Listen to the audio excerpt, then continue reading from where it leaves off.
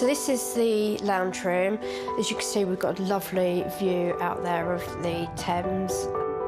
When Wendy Monaghan bought a share of this apartment in South London, one of the world's most expensive housing markets, she was thrilled. I can see why you're so excited to move in here. Oh, we were really excited. But it wasn't long before she realised she'd made a mistake. I would hesitate ever to go into any sort of scheme again that is supposed to help first-time buyers.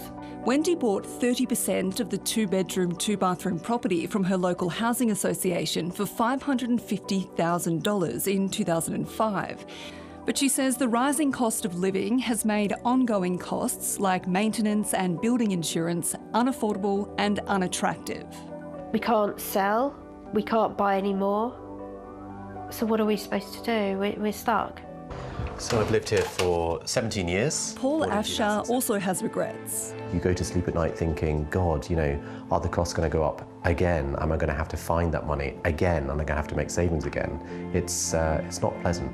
He bought a 25% share of his 1-bedroom, 1-bathroom home in East London for $386,000 in 2007. But the service charges or strata fees for his building have blown out from $150 Australian a month to $800. I have to say my dream of home ownership has now turned into a bit of a nightmare. Wendy and Paul are among hundreds of thousands of people in the UK who got into the property market through the shared ownership scheme. Shared ownership has been around since the 70s. The idea was simple. Buyers could purchase a share of their home with the remainder rented from a housing association, cheaper than renting on the open market.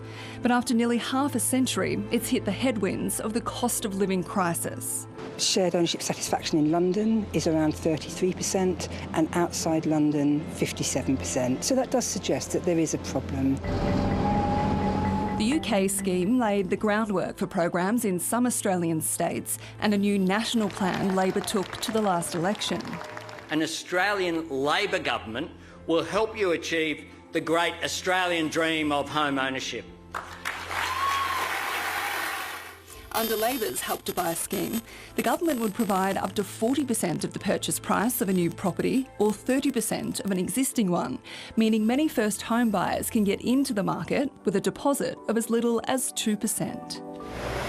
But there are some important differences to the UK version. In the UK, shared ownership is very much governed under a landlord-tenant relationship, so rent is payable.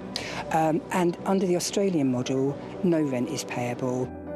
But Australian buyers would still need to pay the government back over time or when the property's sold.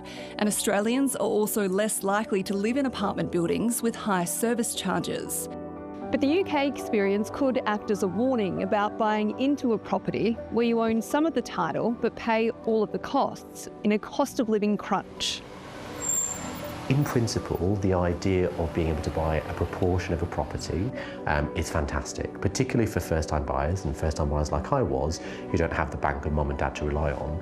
But the practice is really, really different. Do you think you'd buy again if you could go back in time? No. No. I wouldn't, and actually I'm quite emotional about that. No. Bridget Rollison, ABC News, London.